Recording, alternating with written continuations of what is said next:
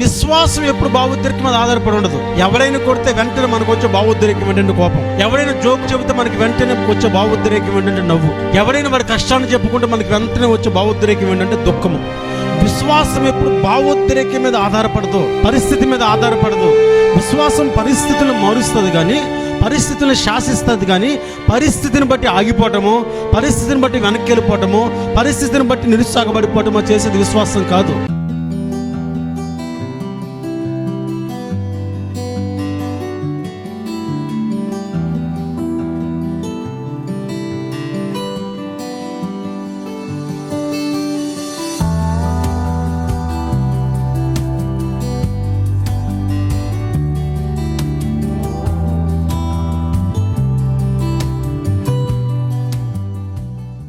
దేవుని పరిశుద్ధ నామానికి మహిమ కలుగునుగాక.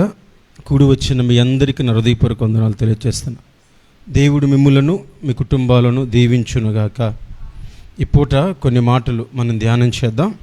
ఒక చిన్న పిల్లవాడిని వాళ్ళ తండ్రి ఒక ఎత్తైన బల్ల మీద నుంచోబెట్టి చెయ్యిలు ఇలా ముందుకు చాపి సింపుల్గా దూకు అన్నాడు. ఏమన్నాడు? దూకు అన్నాడు. ఏం చేస్తుంది పిల్ల? దూకేస్తుంది. ఎందుకని? నమ్మకం. వాళ్ళ నాన్న పట్టుకుంటాడనే నమ్మకం. Very good. బైబిల్లో ఒక మాట మనం చదువుతున్నప్పుడు అద్భుతమైన ఒక మాట మనకు కనపడుతుంది. హెబ్రీ పత్రిక 11వ అధ్యాయము 1వ వాక్యం. హెబ్రీ 11:1. విశ్వాసమునున్నది నిరీక్షింపబడి వారి యొక్క నిజస్వరూపము, అదృశ్యమైనవి యున్నవనుటకు రుజువునై ఉన్నది. చిన్న ప్రార్థన చేసుకుందాం. ప్రేమమయ్యా, మీకు స్తోత్రమయ్యా. ఈ సమయంలో మీరు మాతో మాట్లాడండి. మీరు మాట్లాడుతున్న ప్రతి మాట శక్తివంతముగా పనిచేయనట్లు నీ కృపను దయచేయండి. గడిచిన 7 దినములు మీరు మాతో ప్రభు మాట్లాడుతూ వచ్చారందరం బట్టి నీకు వందనాలు. ఈ 8వ దినమును కూడా మీ మాటల కొరకు మేము ఎదురు చూస్తున్నాం. మీరే మాతో మాట్లాడి నీ ప్రియబిడ్డలకు వివరించాలో సమయోచితమైన జ్ఞానం మీరు నాకు ఇచ్చి మీ నామానికి మహిమను తెచ్చుకోరమని నజరేయుడు యేసుక్రీస్తు నామములో అడిగి వేడుకొనుచున్నాము తండ్రి. ఆమేన్. హల్లెలూయా, హల్లెలూయా. జాగ్రత్తగా నా మాటలు వినాలి. ఈ దినమున మనము విశ్వాసము అనే ఓ మాట, విశ్వాసము అనే దానికంటే అసలు విశ్వాసం అంటే ఏంటి అనే దాన్ని ధ్యానం చేద్దాం. హెబ్రీ గ్రంథకర్త ఏమంటున్నాడంటే, విశ్వాసం అన్నది నిరీక్షించబడి వాటి యొక్క నిజస్వరూపమును, అదృశ్యమైనవి ఉన్నాయి అంటానికి రుజువు అన్నాడు. విశ్వాసం అంటే కళ్ళు లేకుండా చూడడం. నా భావన అర్థమవుతుందా? ప్రపంచంలో కళ్ళు లేకుండా చూసేవాళ్ళు ఎవరైనా ఉన్నారా? విశ్వాసం అంటే కళ్ళు లేకుండా చూడటం. ఇంకో మాట చెప్పాలంటే పొందక ముందే నమ్మడం. ఇంకో మాట చెప్పాలంటే విశ్వాసం ఏముంటుందంటే ఇంకా కనిపించలేదు కానీ దేవుడు పనిచేస్తున్నాడని నమ్మటం. బైబిల్లో విశ్వాసానికి చాలా ప్రాముఖ్యత ఉంది. మీకు అందరికీ ఫ్యాన్ గాలి తగులుతుందా? Very good. గాలి కనబడుతుందా? ఇప్పుడు మీకు కనపడినంత మాత్రాన గాలి లేదు అంటే ఒప్పుకుంటామా? విశ్వాసం అంటే ఏంటంటే ఏది చూడమో, ఏది తాకమో, ఏది మనము గ్రహించలేమో అది ఉందని నమ్మటం. విశ్వాసం అంటే ఏంటంటే బైబిల్ ఏం చెబుతుందంటే పొందక ముందే నేను పొంది ఉన్నాను అనుకోవటం. విశ్వాసము నిరీక్షించి వాటి యొక్క నిజస్వరూపం అంటే అర్థం ఏంటంటే దేవుడు చేసిన వాగ్దానాలు ఉన్నవి ఇంకా అయిపోలేదు. ఒకవేళ కనిపించకపోవచ్చు, దేవుడు చేసిన వాగ్దానం మనం కనిపించకపోవచ్చు, దేవుడు ఇస్తారన్న ఆశీర్వాదం మనకు కనిపించకపోవచ్చు, దేవుడు చెప్పిన ఆశీర్వాదం మనం ఇంకా అనుభవించకపోయి ఉండవచ్చు, కానీ అది అయిపోలేదు, అది ఇంకా ఉంది అని నమ్మటానికి మనకు ఉపయోగపడేదే విశ్వాసం. విశ్వాసం అంటే ఒక నిజమైన నమ్మకం, అపనమ్మకం లేనిది, అవిశ్వాసం లేనిది, సందేహించింది, ఎక్కడ అభ్యంతరము చెందింది. అబ్రహామునకు దేవుడు వాగ్దానం చేసినప్పుడు వెంటనే ఆ వాగ్దానం జరిగిపోలే, కానీ అది జరుగుద్ది అని అబ్రహాము నమ్మాడు. అది విశ్వాసం. అదృశ్యమైనవి ఉన్నాయంటానికి రుజువు ఏంటంటే కళ్ళతో చూడలేనివి ఉన్నాయి అని నమ్మటం. మీకు ఎప్పుడైనా దేవుడు మీ కంటికి కనిపించాడా? దర్శనంలో కనిపించాడు, కళ్ళలో కనిపించాడు కాకుండా మీ కంటికి దేవుడు ఎప్పుడైనా కనిపించాడా? నా కంటికి దేవుడు కనపడలేదు కనుక దేవుడు లేడని నేను బుద్ధిహీనులాగా మాట్లాడగలనా? అదృశ్యమైన ఉన్నవంటానికి రుజువు ఏంటంటే కంటికి కనిపించిన దేవుడు ఉన్నాడు అని నమ్మటం. ఇంకో మాట ఏంటంటే రేపు నేను పరలోకంలో ఉండబోతున్నాను అనేది. నేను ఇంకా పరలోకాన్ని చూడాల, పరలోకంలో ప్రవేశించాల. పరలోకం ఎలా ఉంటుందో నేను అనుభూతి చెందలేను. చెప్పటమే వింటాం కానీ, చదివి తెలుసుకోవటమే కానీ, ఇలా ఉండొచ్చు అని నాకు ఒక ఊహాగానమే కానీ నేను దాన్ని ప్రవేశించలేదు, అనుభవించలేదు. అయితే నేనేం చేస్తున్నానంటే ఉందని నమ్ముతున్నా. అదృశ్యమైంది అది. నాకు కంటికి కనపడిన ఒక లోకం ఉంది. ఆ లోకంలోకి దేవుడు నన్ను తీసుకొని పోతున్నాడని నమ్ముతానంటే అదృశ్యమని ఉన్నామంటానికి అదేంటి రుజువు. కనిపించకపోయినా నమ్మటం. ఇది కల్పన కాదు, దేవుని స్వభావం మరియు వాక్యం మీద ఆధారపడమని మనం గమనించాలి. ఈ విశ్వాసం అంటే మనం గమనించాల్సిన విషయం ఏంటంటే, విశ్వాసం ఎప్పుడు కూడా భావోద్రేకం మీద ఆధారపడదు. భావోద్రేకం అంటే తెలుసా? ఆ పిల్లని ఆ పరిస్థితులు చూడగానే నాకు దుఃఖము ఆగలంట. అప్పుడు చూడాలి నువ్వు, నాకైతే నవ్వు పట్ల అంటావు. భావోద్రేకం అనేది అదొక గుణం. కానీ విశ్వాసం ఎప్పుడు భావోద్రేకం మీద ఆధారపడి ఉండదు. ఎవరైనా కొడితే వెంటనే మనకు వచ్చే భావోద్రేకం ఏంటంటే కోపం. ఎవరైనా జోక్ చెబితే మనకి వెంటనే వచ్చే భావోద్రేకం ఏంటంటే నవ్వు. ఎవరైనా వాడి కష్టాన్ని చెప్పుకుంటే మనకి వెంటనే వచ్చే భావోద్రేకం ఏంటంటే దుఃఖము. విశ్వాసం ఎప్పుడు భావోద్రేకం మీద ఆధారపడదు, పరిస్థితి మీద ఆధారపడదు. విశ్వాసం పరిస్థితులను మారుస్తుంది కానీ, పరిస్థితులను శాసిస్తుంది కానీ, పరిస్థితిని బట్టి ఆగిపోవటము, పరిస్థితిని బట్టి వెనక్కి వెళ్ళిపోవటము, పరిస్థితిని బట్టి నిరుత్సాహపడిపోవటమో చేసేది విశ్వాసం కాదు. కాబట్టి విశ్వాసము భావోద్రేకం మీద ఆధారపడదు. జాగ్రత్త గుర్తుపెట్టుకోవాలి. కనపడిన వాటిని చూపించేది విశ్వాసం, అదృశ్యమైనవి ఉన్నవని చెప్పే రుజువు విశ్వాసం. భావోద్రేకం మీద ఆధారపడింది విశ్వాసం. చాలా సందర్భాల్లో వాక్యం వినగానే మన రోమాలు నొక్కిపెట్టుకొని, ఇతని మాటలు రోమాలు నొక్కిపెట్టుకుని ఇది చేసేయాలి, అలా చేసేయాలి, అలా ఉండిపోవాలి, ఎమ్మన్నా చేసేద్దాం అనుకుంటాం. ఓ 10 నిమిషాలు అయిన తర్వాత అలా తగ్గిపోద్ది. ఇది భావోద్రేకం. విశ్వాసం ఎప్పుడు ఇలాంటి భావోద్రేకం మీద ఆధారపడనే పడదు. అయితే విశ్వాసం చేసే కొన్ని కార్యాలు ఏంటి, విశ్వాసం ఎలాంటి కార్యాలు చేస్తుందో కొన్ని మాటలు మనం ధ్యానం చేద్దాం.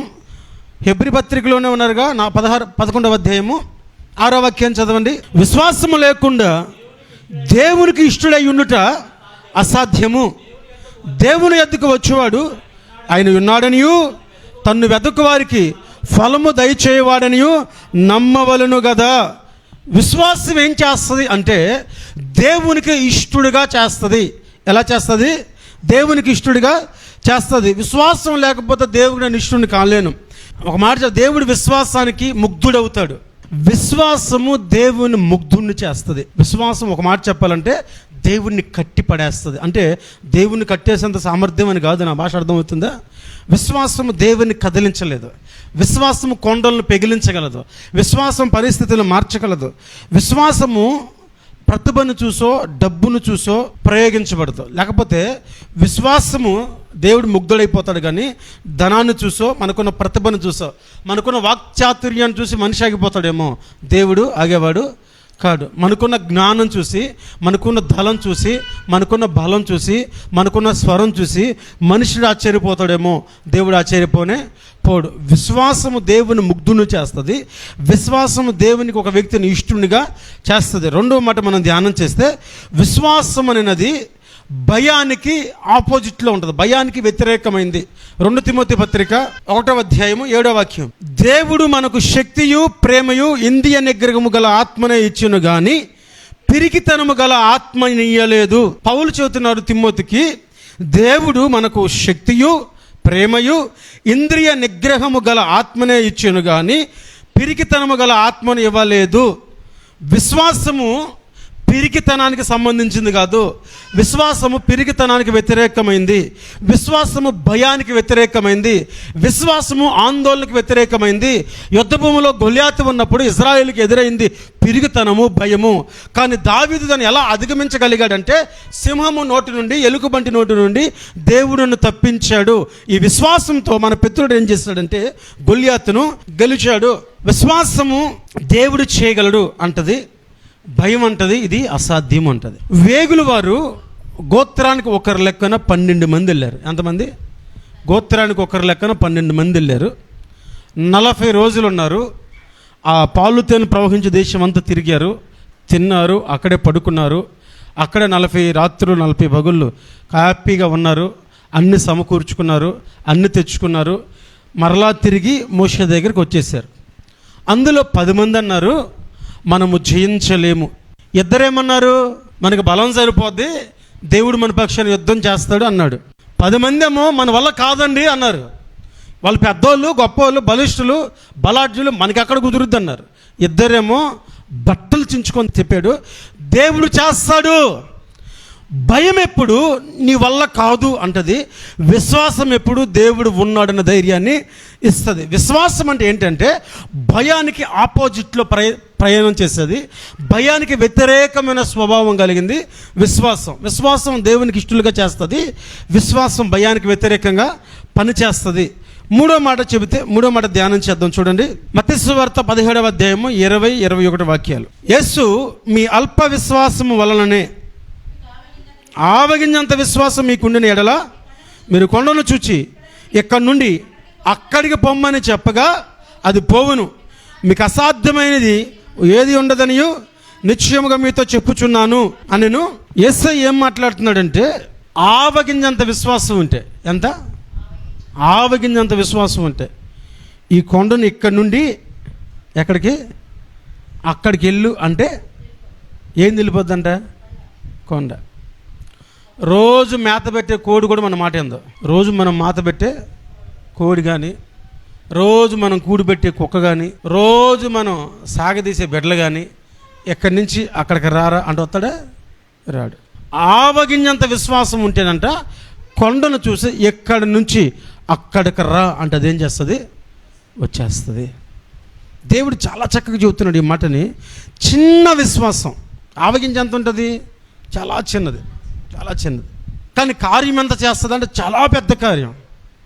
విశ్వాసం దేవునికి ఇష్టలుగా చేయటమే కాదు, విశ్వాసము భయానికి వ్యతిరేకంగా పనిచేయటమే కాదు, విశ్వాసము చిన్నదైన కార్యాలు గొప్పగా జరుగుతాయి. బైబిల్లో ఆవగింజంత విశ్వాసం అంటే పరిమితి లేకపోతే పరిమాణాన్ని బట్టి కాదు, నిజమైన విశ్వాసం ప్రాముఖ్యం అనే ఉద్దేశాన్ని దేవుడు వెల్లడి చేశాడు. 4 యాకోబు రాసిన పత్రిక 2:17 అలాగే విశ్వాసము క్రియలు లేనిదైతే అది ఒంటరిగా ఉండి మృతమైనదగును. ఎలాంటిదంట? క్రియలు లేకపోతే విశ్వాసం ఏముండాలి? విశ్వాసం అంటే ఏంటంటే ఏం చూడలేదు దాన్ని నమ్మేది, బాగానే ఉంది. విశ్వాసం ఏం చేస్తుంది అంటే దేవునికి ఇష్టలుగా చేస్తుంది, బాగానే ఉంది. విశ్వాసం ఎలా పనిచేస్తుంది అంటే భయానికి వ్యతిరేకంగా పనిచేస్తుంది, బాగానే ఉంది. చిన్న విశ్వాసమైన గొప్ప కార్యాలు చేస్తుంది, బాగానే ఉంది. అయితే ఇది ఎప్పుడు మృతమైపోతుందంటే దానికి క్రియ యాడ్ కాకపోతే మృతమైపోద్ది. క్రియ అంటే పని. విశ్వాసానికి ఏముండాలి? క్రియ. విశ్వాసం ఉందని చెప్పుకోవడం కాదు, విశ్వాసం అడుగులు వెయ్యాలి. ఒక అద్భుతమైన మాట ఏంటంటే వర్షం కురవక ముందే నోవాహు ఏం చేశాడు తెలుసా? ఓడగట్టేశాడు.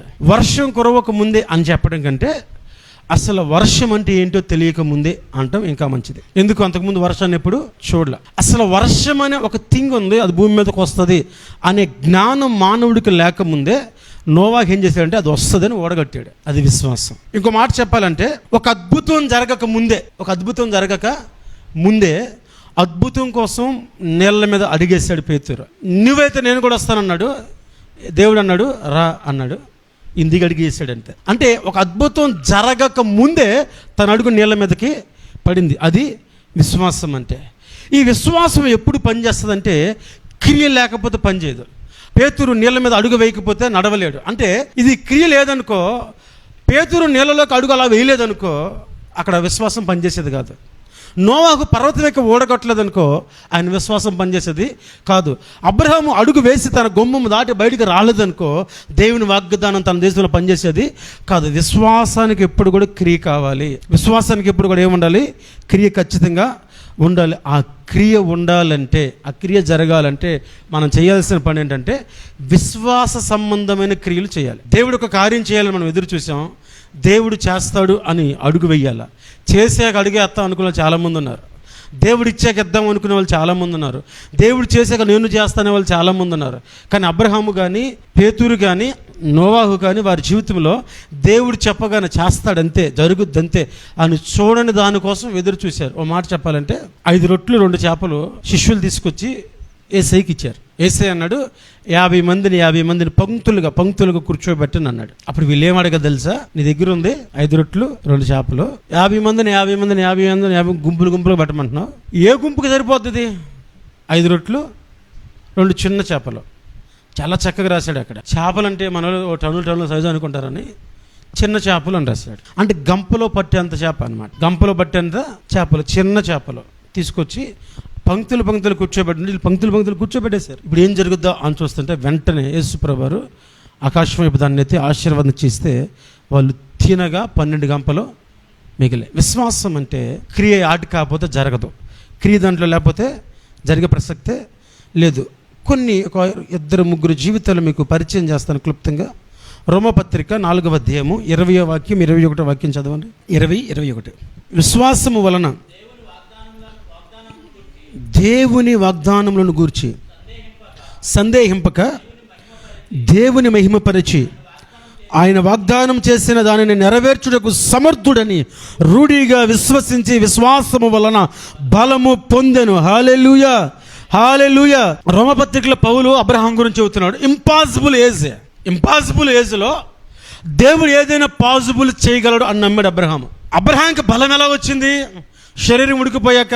అబ్రహాంకి బలం ఎలా వచ్చింది? ముసలివాడైపోయి వృద్ధాప్యమయ్యాక. శారాకి శరీరానికి నూతన బలం ఎట్లా వచ్చింది? స్త్రీ ధర్మం నిలిచిపోయాక. రోమపత్రికలో పౌలు ఏమంటున్నాడంటే విశ్వాసము వలన సందేహింపకంట, విశ్వాసాన్ని బట్టి బలాన్ని పొందుకున్నాడంట, అది రూఢిగా నమ్మాడంట. కాబట్టి విశ్వాసం ఏం చేసిందంటే అబ్రహాం జీవితంలో గొప్ప కార్యము చేసింది. వయస్సుకి సరితోగని పనిని, వయస్సు చెయ్యని కార్యాన్ని, వయసులో ఉన్నప్పుడు జరిగిన కార్యము వృద్ధాప్యానికి వచ్చాక విశ్వాసాన్ని బట్టి జరిగింది. ఆ విశ్వాసం ద్వారా పుట్టినవాడే ఇస్సాకు. పేతురు గురించి ఇప్పుడు దాకా మనం చదివాం. రమ్మనగానే నీళ్ళ మీద అడుగు వేశాడు. అయితే పేతురు ఎప్పుడు మునిగిపోయాడు తెలుసా? తన ఫోకస్ షిఫ్ట్ అయింది.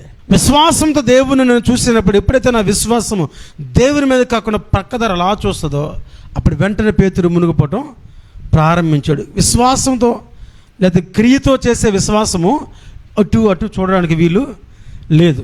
ఎలుకబంటి సింహాన్ని చంపాను, గొల్యాతు అంతని దేవుణ్ణి బట్టి వెళ్ళాడు అంతే.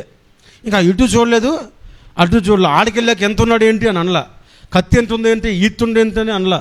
ఆడికెళ్ళాక ఇంకో అవకాశం ఉండిద్దేమో అనలా. ఆడికెళ్ళాక మరలా వెళ్ళి ఇంకో ఎదకష్టా రాళ్ళు తెచ్చుకుంటాను అనలా.